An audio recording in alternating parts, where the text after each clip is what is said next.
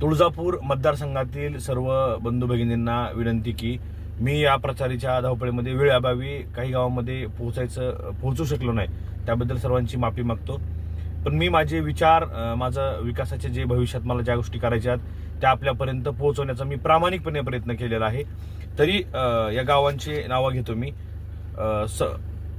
विठ्ठलवाडी, केशेवाडी, बोरी, सिंदफळ, सांगवी मार्डी, माळोंब्रा, पांगरदरवाडी, सावरगाव, केमवाडी, गवळेवाडी, वडगाव काटी, गोंधळवाडी, कदमवाडी या गावापैकी बऱ्याचशा गावात मी पोहोचलेलो आहे. पण तरीही काही मतदारापर्यंत पोहोचण्याचा मला शक्य झालं नाही. तर सर्वांना विनंती आहे की मी जरी नसलो पोहोचलो तरी आपल्या सर्वांना विनंती आहे की भविष्य काळामध्ये मी तुमच्या पाठीशीच नाही तर तुमच्या खांद्याला खांदा लावून तुमच्या प्रत्येक कामामध्ये तुमच्या सोबत कायमस्वरूपी असणार आहे.